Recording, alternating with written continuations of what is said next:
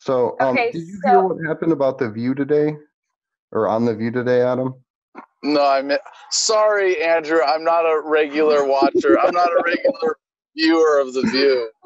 So none of us are, fair. but it was actually trending today. So what happened was Pam Anderson made an appearance on The View, and they, of course, brought up Julian Assange because she is a friend of his, and they have a very good relationship. And she reached out to him for some advice just on how to be a better activist. So she went on the show, and it was a very interesting turnout. She and Meghan McCain kind of went head to head, is a nice way to put it. Christy, if you want to weigh in on what exactly that exchange looked like, please feel free. I'm trying to get the video pulled up here, by the way. Okay, so I just want to make the point, first of all, before we get into the really deep diving of how female Assange supporters are portrayed, I want to note that every single person on the View panel was just reading from their script, just reading these media smears, reading that, oh, he hurt people, and really not even listening to Pamela's answers. And just, so, I mean, I don't think you can call anybody on The View a journalist, but I don't even think you can call them good talk show hosts, because whoever's working behind the scenes doesn't do any research, clearly. So that's what we're up against here before we really get into this and view some of this. Andrew, if you want to bring it up.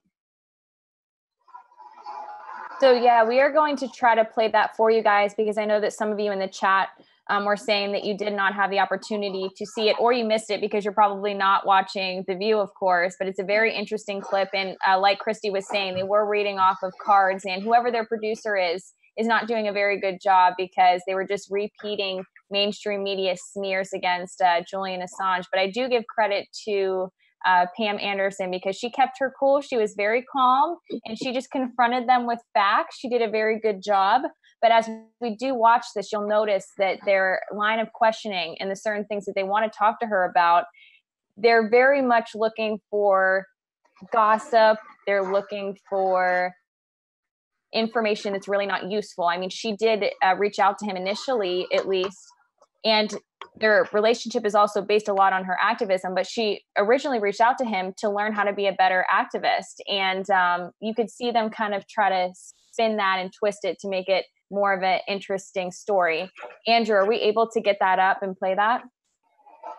When you were visiting him, he was allegedly kicked out of the Ecuadorian embassy because he was defecating everywhere and creating messes. No, well, that's a smear campaign. That's not true. There was video of things that happened. I mean, I don't. What would you do if you were locked in a room for really quick 6 years? Well, I wouldn't be a cyber terrorist, which he is. He hacked information. His leaks included classified documents that put our national security at risk, our military, and the lives of spies and diplomats is the military. How many people have the American government killed innocently, and how many has WikiLeaks? So you think the military is putting the government at risk? The military has put many innocent lives at risk. Oh, calm down, sir.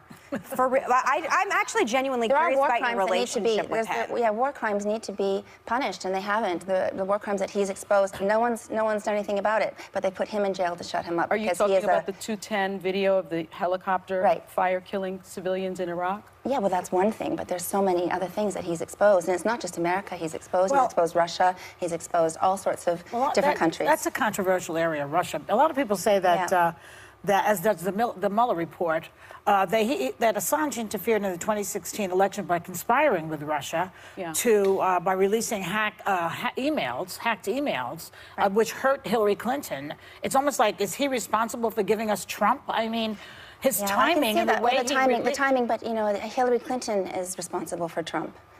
She's the one that she because though. Why is he a Trump supporter?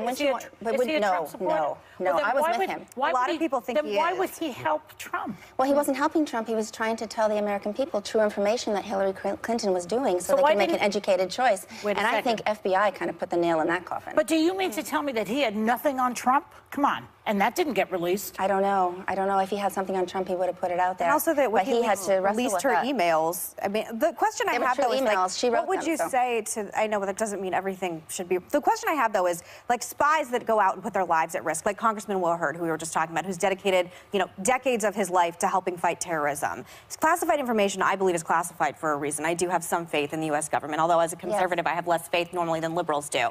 So what would you say to the spies who are putting themselves at risk for our national security with your relationship with him? Well, I don't think there's nothing proven that he's actually put anybody at risk. They've gone through this over and over again, and I think that people like Edward Snowden, Chelsea Manning are heroes, and Julian Assange is a publisher. Putin also thinks that. But you know, also, Pam, he put people in danger by refusing to redact sensitive information, including Social Security numbers and other private material. Well, I think New York Times and everybody else put out the same information. I think they actually put it out even before him. I think he redacted more than they did. So you know, it's a big thing. I think true information is true information, and I think that, you know, he's obviously. He's gone where no man has gone before, so I guess we're putting him. He's the man in the whale's mouth. He's you know, trying to set up it so other people can make sense of it, because it's a new thing. It's a new thing. We're used to business as usual. What I'd love to know is what was he trying to do? What was his point? Because he actually did hurt quite a few people. He actually did, and I want to know, what did he think he was doing? What was the outcome in his mind supposed to be? Well, obviously there's other people probably could speak better for him than me, but he just believes in justice, believes in honesty, believes in exposing governments for what they're really doing, and people have the right to know what is happening, and there's so many awful war crimes that need to be exposed that, you know, his whole intention is to stop these senseless wars. War is a business. It doesn't help us. It doesn't help anybody. And I think he really, a lot of people, being in France, being in Canada, aren't too happy with America and how they meddle into everybody's business and start all these senseless wars. But he's meddling in everybody's business, too. Well, he's exposing, but he's not saying his opinion. He's giving the information. I get that. But you would be he's a publisher. I get that you consider him a whistleblower. Well, he's a publisher. He's also dangerous. Yeah. But he's a publisher, and he's a publisher, and he supports whistleblowers. He's certainly stirred up a lot in this country. Well, that's good. He's a cyber terrorist. I'll say it. The Republican Party won. It's ridiculous. I'm not going to stand by this. It's ridiculous. We're going to have a little bit of fun next segment. Yes. Okay, that's fine. Yeah. Pamela Anderson is sticking around. We'll be right back after this. Stirred a lot of trouble. Yeah.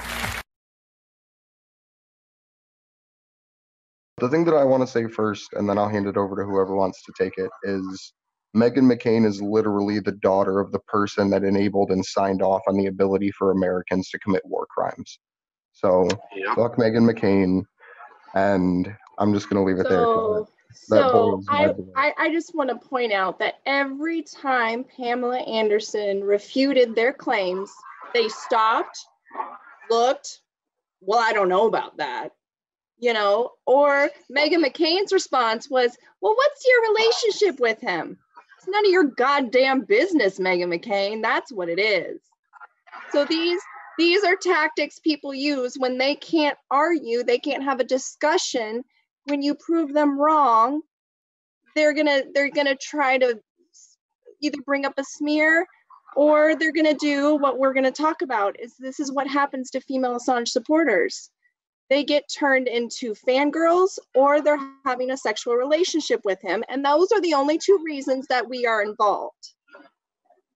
And so, Taylor, if you want to talk about this a little bit more, it's something that her and I have both talked about, that we've noticed that many female Assange supporters are going through when they stand up for free speech, for free press, WikiLeaks.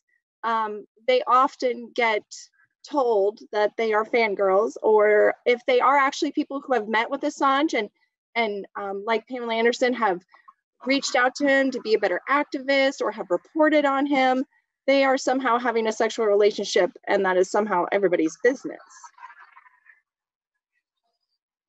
Yeah, that's exactly right. So Christy and I have spoken about this before.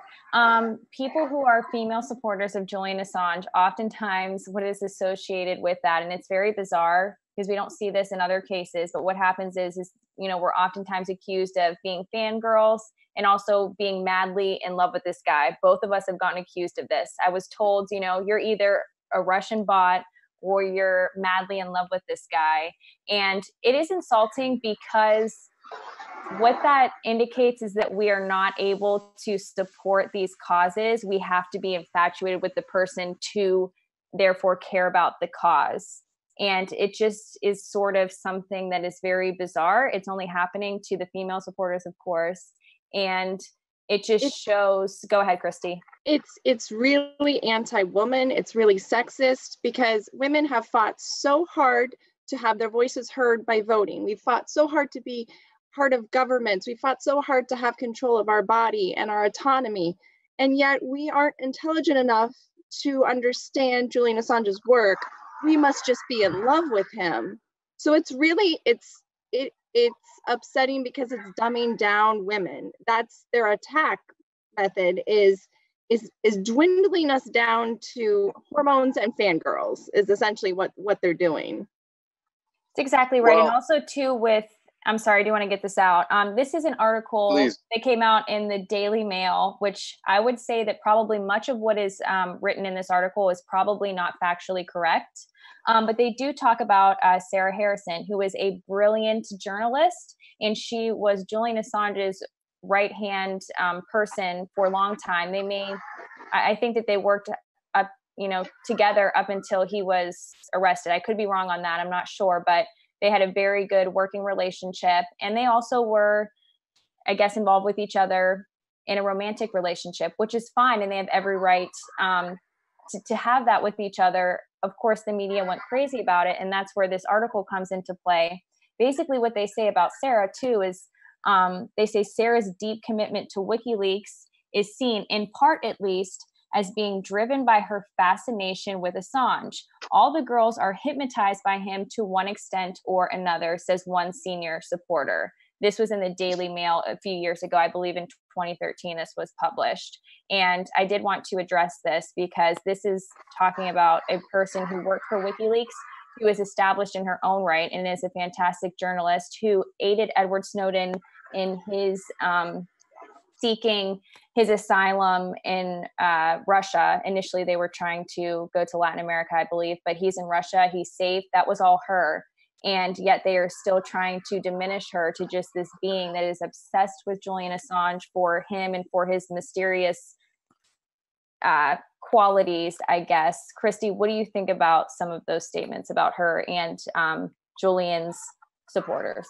Yeah, so Sarah, I've read multiple articles about Sarah, and she's somebody I really look up to, and I just think she's done amazing work with WikiLeaks. She still does amazing work in her other areas of life, and yeah, it's always dwindled down to she was obsessed with him. She was this, good girl who got caught up in this international mysterious WikiLeaks and Edward Snowden, and it totally takes away her decisions, her choices, and her work that she has done and should be very proud of. And she's not the only woman who has worked closely with WikiLeaks and been called these things. So this is, yeah, what Sarah has gone through and what other women who have worked with WikiLeaks, it's a similar tactic for pretty much every woman who's stood up. So I actually have a friend of mine who's she's deeply involved. She does a lot of activism on her own with WikiLeaks, and she's at the point now from being hit by so many smears like this that she just wants to quit. She wants to finish what she's doing, finish selling the merchandise she has as a fundraiser, and then just be done with it because she's getting hit and smeared so hard by this. So this isn't just a mainstream media smear, and this isn't just some random person trying to smear. This is in my opinion, this is a coordinated behind the scenes effort to try to get these people, these women, out of being activists and try to dissuade them with these smears because it's something that people shouldn't have to deal with. There is a lot of harassment in the activism world as a whole, but I agree with you, Andrew, that there is a very targeted effort to target the women who are in the Free Assange movement and who are going against the media narrative, the military industrial complex narrative. I mean, Tulsi Gabbard has had to deal with her own issues for speaking out with Assange and the military-industrial complex. So it's, yeah, there's definitely a concerted effort here. Well, if I may just say for the record, I am a Julian Assange fangirl who's totally in love with him, and I have no shame in saying that. And I think everybody should be of the same status because he really deserves it. He deserves all the love that humanity can muster for someone who's taken the stands that he has. And as to this challenge, I wasn't really aware of all the ways that it was particularly expressed around Assange, but it makes sense as for why they would put up Pamela Anderson as the face of that, because it's easy to dismiss her as the bimbo. And I would just point out that this is, like you said, Christy, a really much broader problem in politics and activism for women in general. I don't want to say being taken seriously, but women do face particular challenges for being taken seriously and have certain vulnerabilities, like what Andrew said about women being discouraged from activism. And that's what's really disheartening, because if you don't know what COINTELPRO is and you're any kind of activist or a fan of activism at all, you need to know what COINTELPRO is. This is the FBI program from the 60s and 70s to render anti-war groups and the Black Panthers ineffective. They were responsible for a lot of the assassination by cop of that era. They got caught and they didn't go away. Oh, our bad, we'll never do it again.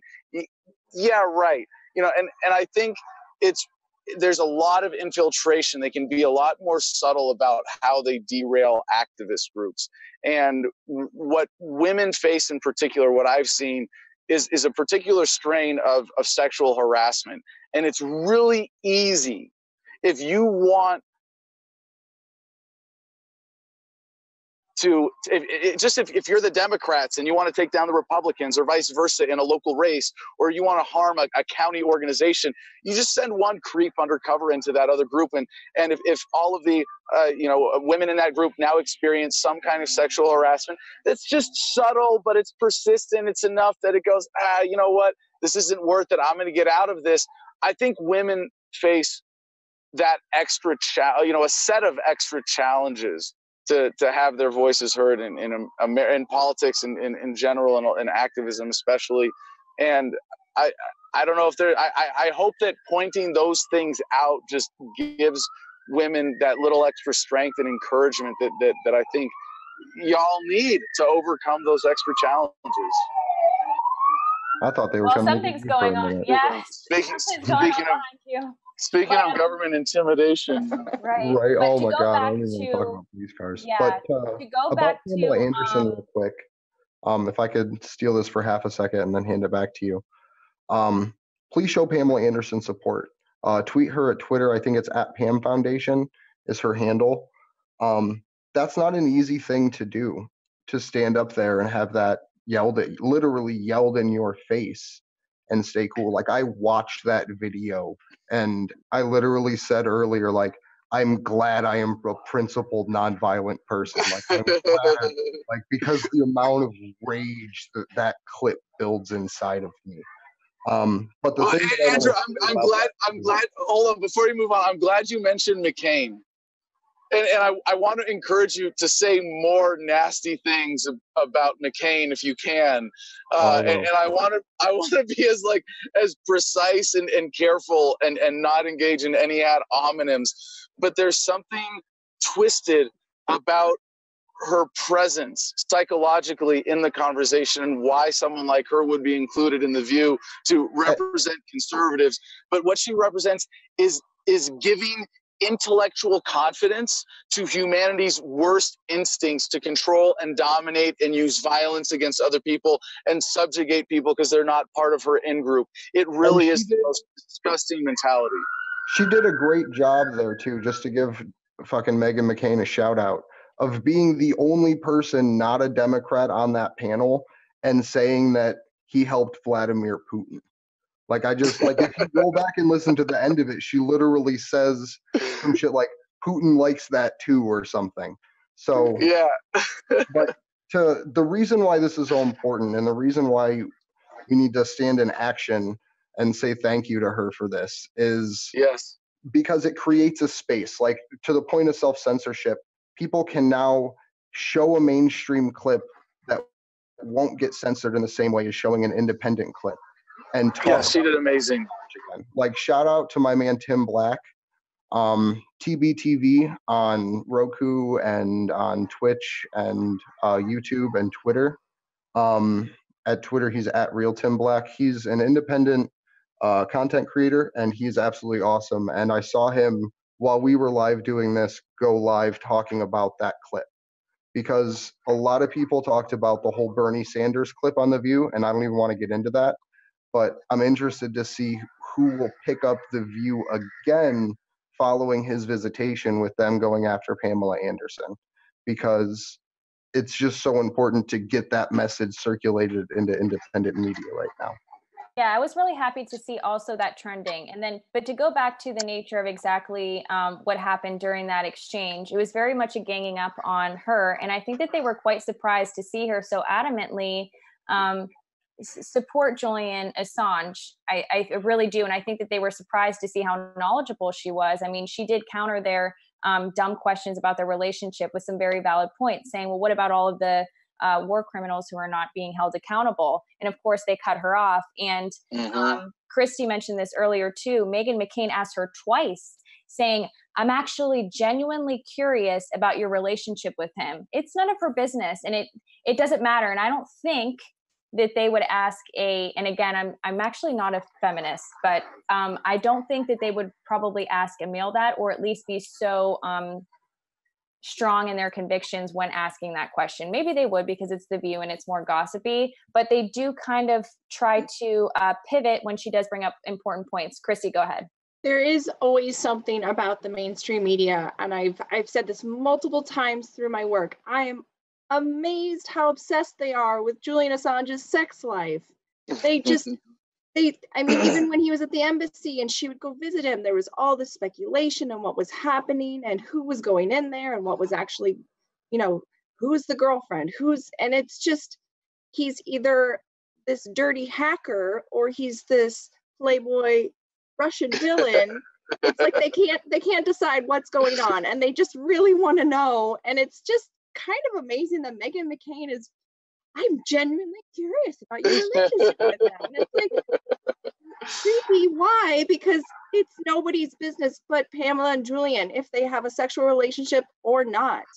It's nobody's business who Julian Assange is or is not sleeping with. I'm sorry, that's not the public's permissible knowledge. And it's just really unfair to be asking women in 2019 who they're sleeping with. Like, that's just not an okay thing to be doing in this day and age. We haven't fought this long to have other women make it seem like we're doing something wrong if we're sleeping around with whoever. So it's just absurd to me that was brought up twice on that conversation. Well, Christy, I might disagree with you a little bit on, criticizing a gossip show for being gossipy, and really, I know. I have really high standards. I don't watch the show. I don't mind her being asked that, because honestly, I think given the circumstances of her relationship with Assange and that, it's not an out there question. But what I'm with you on here is the more significant point of what they're doing to Assange with this, and this sort of morbid fascination of portraying him a certain way. And because we live with a certain standard of gossip in society, and I think that's a totally separate topic, but that becomes weaponized in a case where they want to marginalize someone. It's not that Pamela Anderson is a woman in this case. It's that they see an opportunity to use her to discredit him. Exactly. They put her up as the bimbo slut. And even just in the couple of minutes that I was able to see there, she was poised and graceful and ruined their program and their attempt to pigeonhole her as that. Well, that's exactly my point. They're pantsing him in public. That's it. They're just like, oh, well, he's doing something. We're not going to talk about the important stuff that he's doing. We're just going to pull down his pants and point and laugh. They're not asking her because she has a new relationship and they want to see how happy she is and talk about her life. They're using it as a way to distract her from talking the truth about Julian Assange. They're using it as she's retorting these facts at them that they are misrepresenting in their questions, and they're trying to distract her by saying, well, what's your relationship really? Like, what is really going on between you two? It's irrelevant to the conversation, and that shouldn't be asked in that conversation. Right, it shouldn't be. It was inappropriate, and I did feel sort of sorry for her because she did dodge that question and kind of like nervously laughed, as I think many people would, because it's an uncomfortable position to be in. Another point I wanted to make, and it just escaped me. Yeah, actually, we did have a comment from Truly Progressive. Hi, she had a good he or she had a good comment. They said that Pan Foundation was a well-spoken advocate for Assange. Megan sounds like the Dems did 2 years ago, and that's very true. But also, I did just remember the point that I wanted to bring up. They actually asked Pam too, how she even became in contact with Julian at first. You could find that information anywhere. Tinder, wasn't it? It was Tinder? No, it wasn't Tinder. She just wanted to become a better activist. And why is that like such a weird thing? Like, why can't they grasp that? It almost seems as if like they can't possibly fathom that she would want to reach out to him because she wants to be a better activist, which I kind of see a parallel there with his female supporters can't possibly, support issues of, a free press and free speech unless they're, infatuated with him as a person. Christy, I don't know if you could see kind of the parallel there as well. Yeah. It's assuming that the only reason she reached out to him was because there was some sort of attraction, not because, oh, he's a good source for me to learn from. He's a good teacher for me. And so there's, this assumption that there has to be some sexual attraction in order for anybody female to reach out to Julian Assange or support him.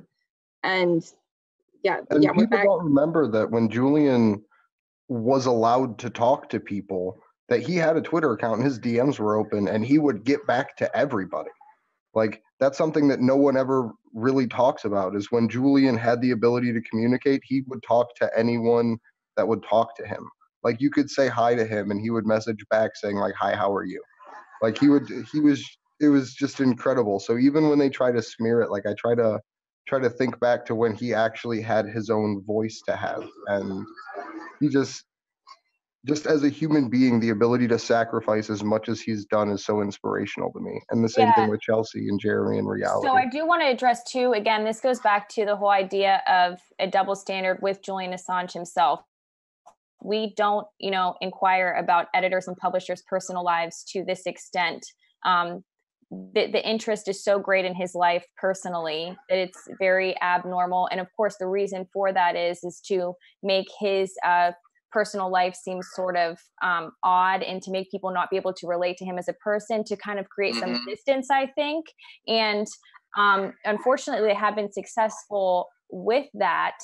So the sort of fascination to kind of exploit him as a person and twist just mundane things that he does to make him look like he's an odd person. And this goes beyond just his personal relationships with people. It also goes to his work habits. I mean, they tried to make a big deal, The Guardian, the New York Times did, just about his preferring to work like later at night. That was like viewed as like, such an abnormal thing. He's a nonconformist person, and that's why he's so successful at what he does. That personality type and those traits are conducive to his work, and it's worked out well for him.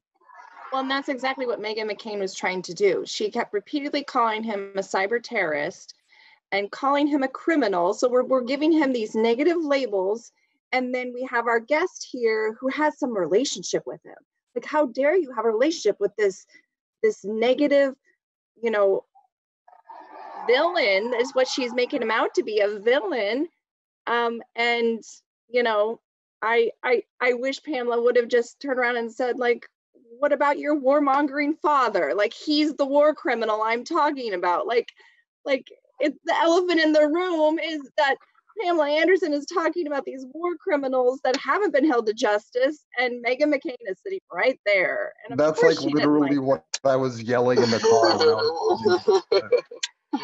Well, you know, I'd like to think that that mentality of the American people in regards to these kinds of character assassination campaigns has kind of shifted.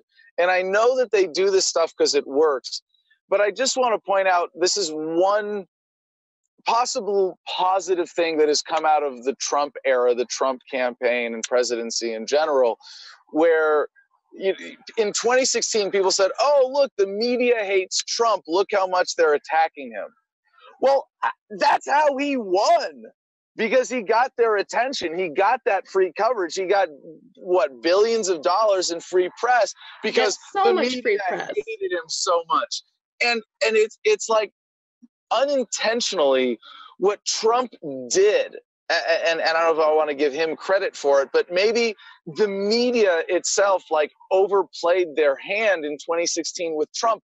And now this weapon of this kind of just really cheesy, transparent smear campaign, I don't think it works anymore. And like, I'm so glad that Anderson was there to be that counterpoint, because it seems like she was just almost iconically perfect, just being poised in the face of all that nonsense. Somebody in the chat just said that gender issues is just a massive distraction. Yeah, I agree, it can be for sure. And I also do want to make the point that, you know, we're not saying here that his male supporters aren't, you know, receiving backlash. They absolutely are, like, without a doubt. We're just saying that the female supporters in particular are receiving a really strange, like, type of backlash that— and it's a very specific, it's happening in a very specific way to all of them. Yeah, exactly. Like, but we do, you know, we do see that, in fact, yes, it's all of his supporters that do receive this, but we wanted to definitely highlight this and make sure that we discussed it because, you know, Pam Anderson was at the forefront of that earlier today. And it was on display for, you know, everybody to kind of see. So I just wanted to make that point. So nobody thought that we weren't saying that, you know, the men aren't getting any unfair treatment, because that's not true. They are. Anybody who comes out in support of Assange in a very vocal and strong way is, of course, going to, you know, have some controversy come along with that. Well, well, Taylor, if I hold on, hold on, I gotta weigh in on this because I just, it's kind of a side story, but I'll bring it around. I was invited to speak at the Straight Pride Parade and rally in Boston last weekend, and I wasn't supporting it. I wasn't asking people to attend. They asked me to speak. I'm going to go and tell them to their faces how wrong they are, and that's what I did. And I do think that this culture war is a distraction. People fighting over culture because we have to be forced into a one-size-fits-all solution. That's important to recognize and say, you know what, like this, you know, Antifa versus the alt-right and all the stupid street fights, that's nonsense. That's a distraction. That kind of fighting over culture. But what we're talking about here with the gender issues that women particularly face in regards to how they're marginalized around Assange, that's a bigger issue that is worth addressing, that needs to be addressed, because it's important to see how the establishment even uses gender issues as a divisive, as a wedge, to get men and women to take sides against each other, to get women to be gender traitors and use these vulnerabilities that women have in the conversation today against them, and to point that out. And I'm not an SJW, I'm nowhere near any of that political correct bullshit, but to point out that women face unique challenges and to support them as any group that faces unique challenges, that's part of how the establishment works to keep all of us down, is critical and really does need to be addressed. So, you know, if you can separate those things, if that's what that commenter was talking about, you know, shame on them for trying to dismiss that. If they're talking about the broader cunty culture war, yeah, cunty is the only appropriate. If you're offended by the word cunty, good, because that's why I'm using it to describe the culture war. It's people being cunty, fighting over culture. It's the only appropriately offensive word to describe.